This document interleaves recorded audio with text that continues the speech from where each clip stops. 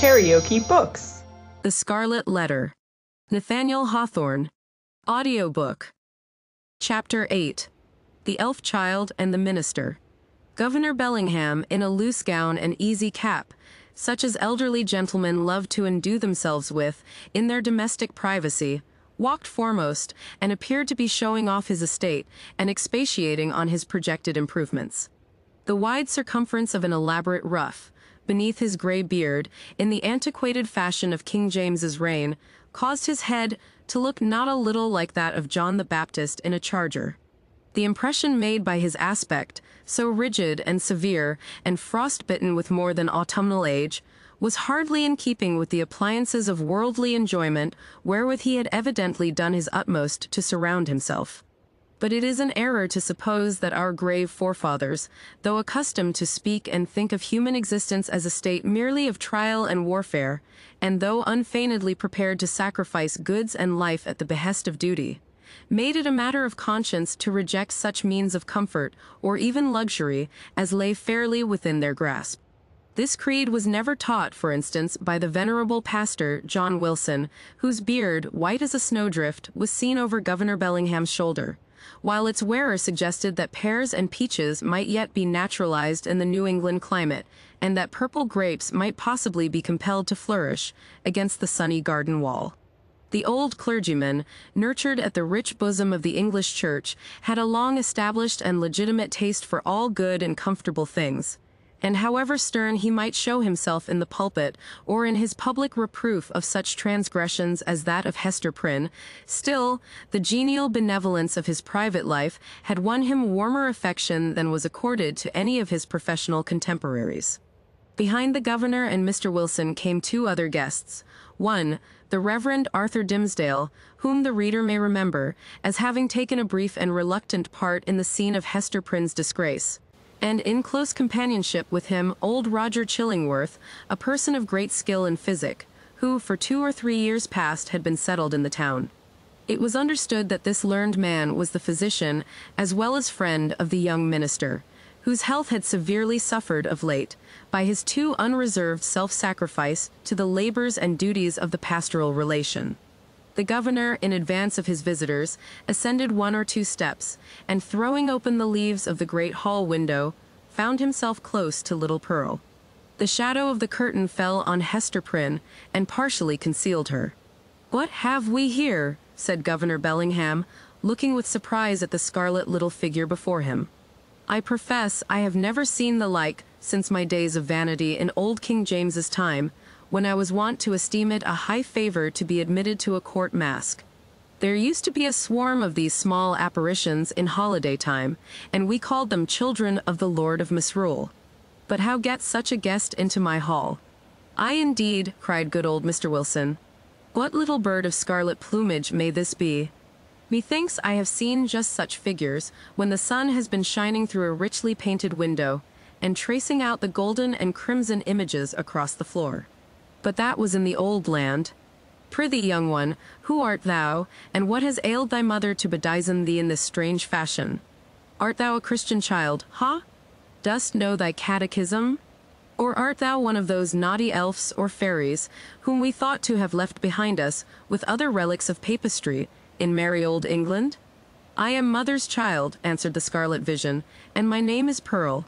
"Pearl, ruby rather, or coral, or red rose at the very least, judging from thy hue," responded the old minister, putting forth his hand in a vain attempt to pat little Pearl on the cheek. "But where is this mother of thine? Ah, I see," he added, and turning to Governor Bellingham whispered, "This is the selfsame child of whom we have held speech together, and behold here the unhappy woman Hester Prynne, her mother." "Sayest thou so?" cried the governor. "Nay, we might have judged that such a child's mother must needs be a scarlet woman, and a worthy type of her of Babylon. But she comes at a good time, and we will look into this matter forthwith." Governor Bellingham stepped through the window into the hall, followed by his 3 guests. "Hester Prynne," said he, fixing his naturally stern regard on the wearer of the scarlet letter, "there hath been much question concerning thee of late. The point hath been weightily discussed, whether we, that are of authority and influence, do well discharge our consciences by trusting an immortal soul, such as there is in yonder child, to the guidance of one who hath stumbled and fallen amid the pitfalls of this world. Speak thou, the child's own mother. Were it not, thinkest thou, for thy little one's temporal and eternal welfare, that she be taken out of thy charge, and clad soberly, and disciplined strictly, and instructed in the truths of heaven and earth? What canst thou do for the child in this kind? I can teach my little Pearl what I have learned from this, answered Hester Prynne, laying her finger on the red token. Woman, it is thy badge of shame, replied the stern magistrate. It is because of the stain which that letter indicates that we would transfer thy child to other hands. Nevertheless, said the mother calmly, though growing more pale, this badge hath taught me, it daily teaches me, it is teaching me at this moment, lessons whereof my child may be the wiser and better, albeit they can profit nothing to myself. We will judge warily, said Bellingham, and look well what we are about to do. Good Master Wilson, I pray you examine this Pearl, since that is her name, and see whether she hath had such Christian nurture as befits a child of her age. The old minister seated himself in an armchair, and made an effort to draw Pearl betwixt his knees. But the child, unaccustomed to the touch or familiarity of any but her mother, escaped through the open window, and stood on the upper step, looking like a wild tropical bird of rich plumage, ready to take flight into the upper air. Mr. Wilson, not a little astonished at this outbreak, for he was a grandfatherly sort of personage, and usually a vast favorite with children, essayed, however, to proceed with the examination. Pearl, said he, with great solemnity, thou must take heed to instruction, that so in due season thou mayest wear in thy bosom the pearl of great price. Canst thou tell me, my child, who made thee? Now Pearl knew well enough who made her, for Hester Prynne, the daughter of a pious home, very soon after her talk with the child about her heavenly Father, had begun to inform her of those truths which the human spirit, at whatever stage of immaturity, imbibes with such eager interest. Pearl, therefore, so large were the attainments of her 3 years' lifetime, could have borne a fair examination in the New England Primer, or the first column of the Westminster Catechisms, although unacquainted with the outward form of either of those celebrated works. But that perversity which all children have more or less of, and of which little Pearl had a tenfold portion, now, at the most inopportune moment, took thorough possession of her, and closed her lips, or impelled her to speak words amiss. After putting her finger in her mouth, with many ungracious refusals to answer good Mr. Wilson's question, the child finally announced that she had not been made at all, but had been plucked by her mother off the bush of wild roses that grew by the prison door. This fantasy was probably suggested by the near proximity of the governor's red roses, as Pearl stood outside of the window, together with her recollection of the prison rose bush which she had passed in coming hither. Old Roger Chillingworth, with a smile on his face, whispered something in the young clergyman's ear. Hester Prynne looked at the man of skill, and even then, with her fate hanging in the balance, was startled to perceive what a change had come over his features. How much uglier they were, how his dark complexion seemed to have grown duskier, and his figure more misshapen, since the days when she had familiarly known him. She met his eyes for an instant, but was immediately constrained to give all her attention to the scene now going forward. "This is awful," cried the governor, slowly recovering from the astonishment into which Pearl's response had thrown him. "Here is a child of 3 years old, and she cannot tell who made her. Without question, she is equally in the dark as to her soul, its present depravity, and future destiny. Methinks, gentlemen, we need inquire no further." Hester caught hold of Pearl and drew her forcibly into her arms, confronting the old Puritan magistrate with almost a fierce expression. Alone in the world, cast off by it, and with this sole treasure to keep her heart alive, she felt that she possessed indefeasible rights against the world, and was ready to defend them to the death. "God gave me the child," cried she. "He gave her in requital of all things else, which ye had taken from me. She is my happiness, she is my torture none the less. Pearl keeps me here in life. Pearl punishes me too. See ye not, she is the scarlet letter, only capable of being loved, and so endowed with 1,000,000-fold the power of retribution for my sin? Ye shall not take her. I will die first." "My poor woman," said the not unkind old minister, "the child shall be well cared for, far better than thou canst do it. God gave her into my keeping, repeated Hester Prynne, raising her voice almost to a shriek. I will not give her up. And here, by a sudden impulse, she turned to the young clergyman, Mr. Dimmesdale, at whom up to this moment she had seemed hardly so much as once to direct her eyes. Speak thou for me, cried she. Thou wast my pastor, and hadst charge of my soul, and knowest me better than these men can. I will not lose the child. Speak for me. Thou knowest, for thou hast sympathies which these men lack. Thou knowest what is in my heart, and what are a mother's rights, and how much the stronger they are, when that mother has but her child and the scarlet letter. Look thou to it. I will not lose the child. Look to it. At this wild and singular appeal, which indicated that Hester Prynne's situation had provoked her to little less than madness, the young minister at once came forward, pale, and holding his hand over his heart, as was his custom whenever his peculiarly nervous temperament was thrown into agitation. He looked now more careworn and emaciated than as we described him at the scene of Hester's public ignominy. And whether it were his failing health, or whatever the cause might be, his large dark eyes had a world of pain in their troubled and melancholy depth. There is truth in what she says, began the minister, with a voice sweet, tremulous, but powerful, insomuch that the hall re-echoed, and the hollow armor rang with it.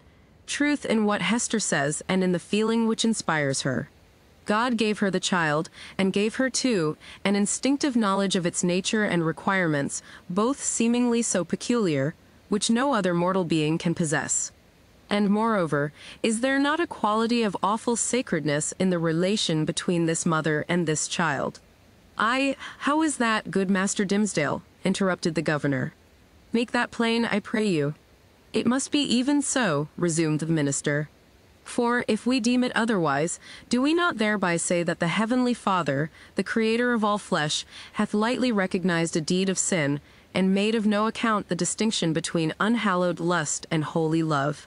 This child of its father's guilt and its mother's shame hath come from the hand of God, to work in many ways upon her heart, who pleads so earnestly and with such bitterness of spirit the right to keep her.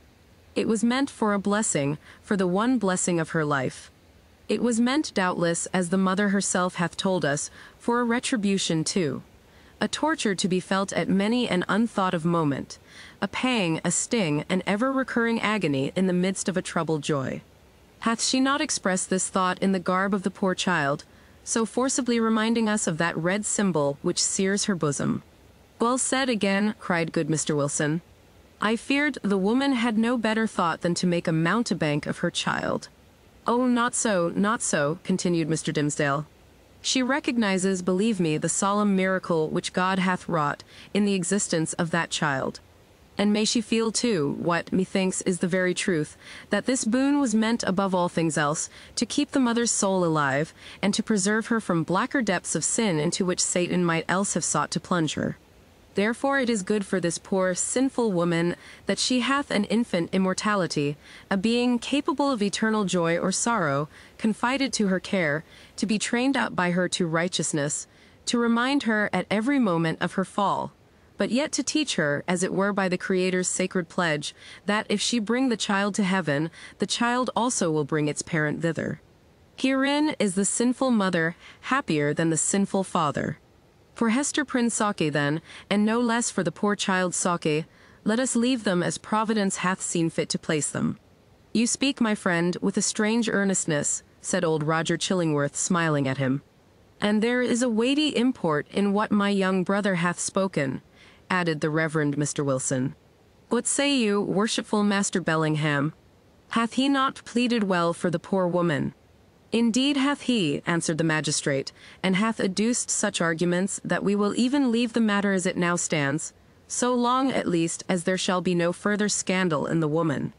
Care must be had, nevertheless, to put the child to due and stated examination in the catechism at thy hands, or Master Dimmesdale's. Moreover, at a proper season, the tithing men must take heed that she go both to school and to meeting.